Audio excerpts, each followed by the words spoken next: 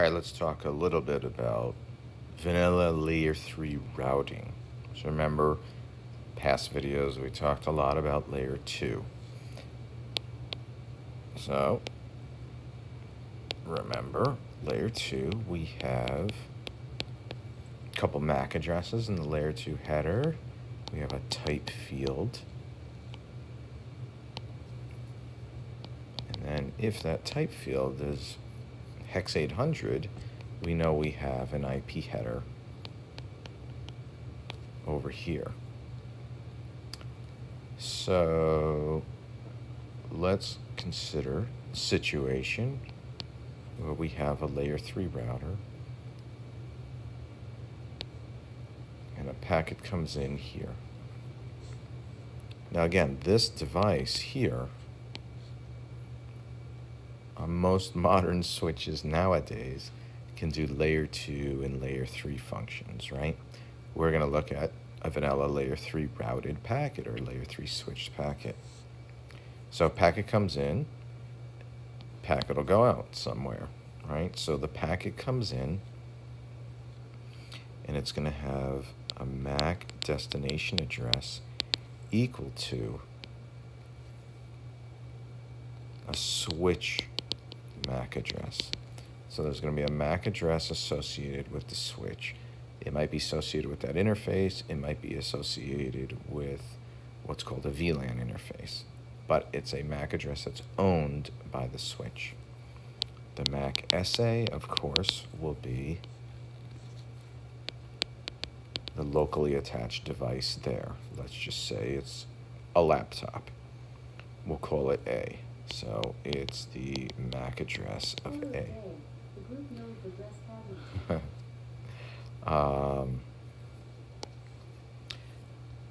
So when the packet comes in,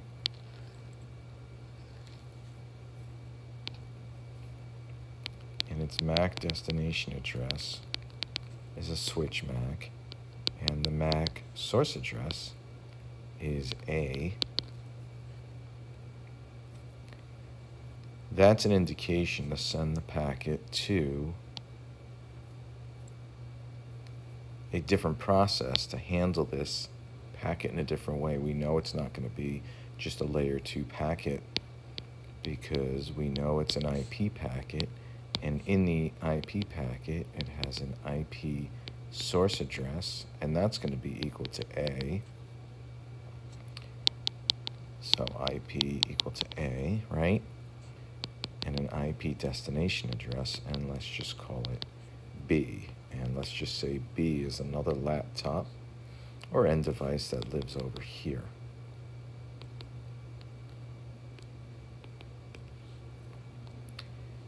So when the packet comes in, what actually happens is, since the MAC address, and that is a terrible color, since the MAC address, the destination address equals the switch MAC, and it's an IP packet, the switch is going to look at the IP destination address right here.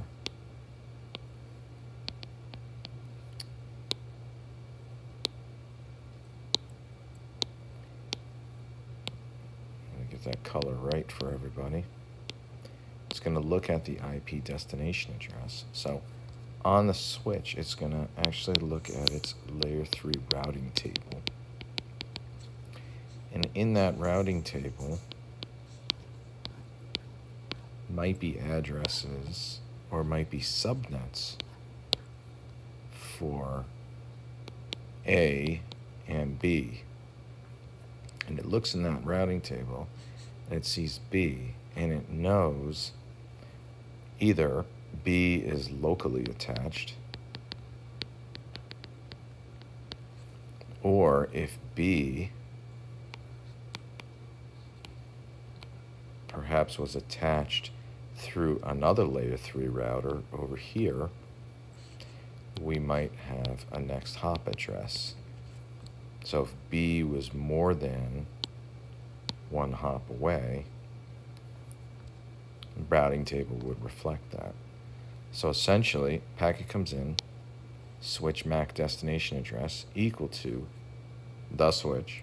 We know it's an IP packet, and we know it's going to this IP address, which is a different subnet than the IP address it came in from. So the packet going out, the IP header will stay exactly the same from an addressing perspective. So still looks like it comes from A, still going to B.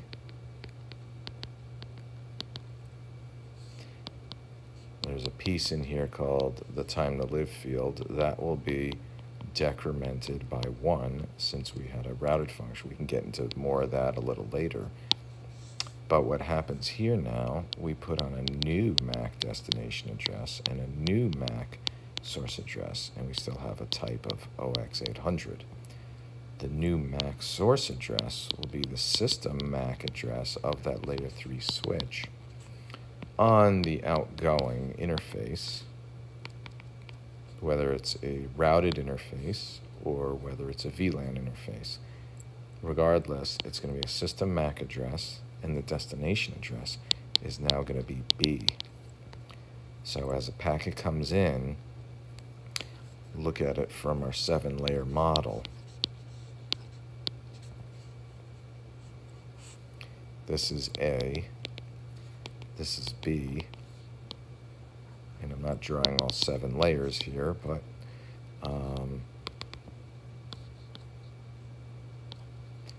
3, 2, 1, and the layer 3 router in between, it operates up to layer 3.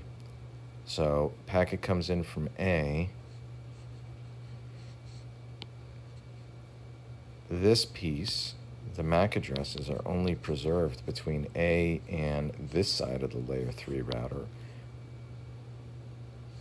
The function is a layer 3 router, hence it'll look at the layer 3 header information to process the packet, move it on to its next step, which will presumably be 1 step closer to B, and then it'll redo that layer 2 header, which again is only locally significant between this side of the layer 3 router and either B or the next router, if there was a router between B and this layer 3 router.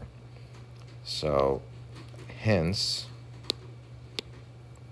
the reason why we call it a layer 3 switch or a layer 3 router is it goes as far up the protocol stack as layer 3, whereas a layer 2 switch only goes up as far as layer 2. And that in essence is very basic vanilla layer 3 routing.